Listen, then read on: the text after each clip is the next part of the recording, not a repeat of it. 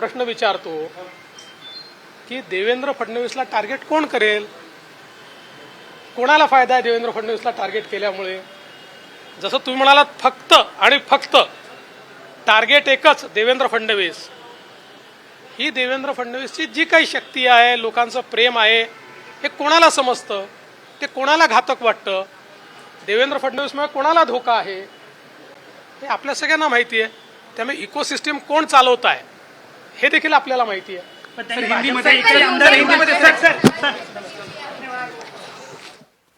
तर आपण बघितलं देवेंद्र फडणवीस यांनी गंभीर आरोप यावेळेस केलेले. महाजनांवर खोट्या केसेससाठी देशमुखांचा दबाव होता असं त्यांनी म्हटलेलं आहे. सुपारी घेणाऱ्याच्या नादी श्याम मानव लागलेत असंही ते म्हणालेत.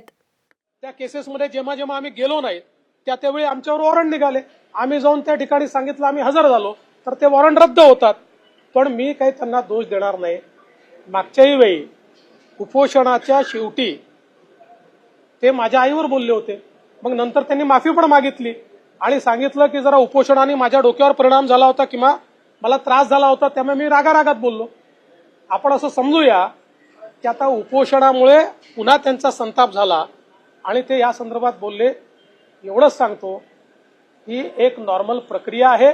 ज्या प्रक्रियेमध्ये क्रिमिनल केसमध्ये तुम्ही जर हजर झाले नाहीत तर तुमचा नॉन बेलेबल वॉरंट निघतो. तुम्ही हजर झालात की खरं म्हणजे आता सीबीआयने जी चार्जशीट दाखल केलेली आहे त्या चार्जशीटमध्ये स्पष्टपणे त्यांनी सांगितलेलं आहे कशा प्रकारे गिरीश महाजनांवर मोका लागला पाहिजे, गिरीश महाजनांवर खोट्या केसेस लागल्या पाहिजे.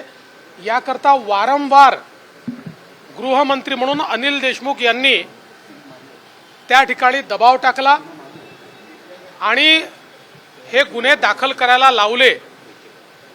खरं म्हणजे या संदर्भातले ऑडिओ व्हिज्युअल पुरावे मी स्वतः दिले होते आणि त्याच्यावरच सीबीआयकडे केस झाली आणि त्या केसमध्ये सीबीआयने पुराव्यासहित कोर्टामध्ये चार्जशीट दाखल केलेली आहे.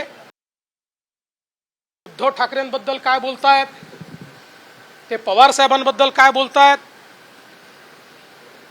या संपूर्ण जे आरोप आज आमच्यावर लावतायत त्या संदर्भात ते काय बोलतायत, वाझेवर ते काय बोलतायत, या सगळ्या गोष्टी आहेत. माझ्यावर वेळ आली तर मला त्या पब्लिक कराव्या लागतील.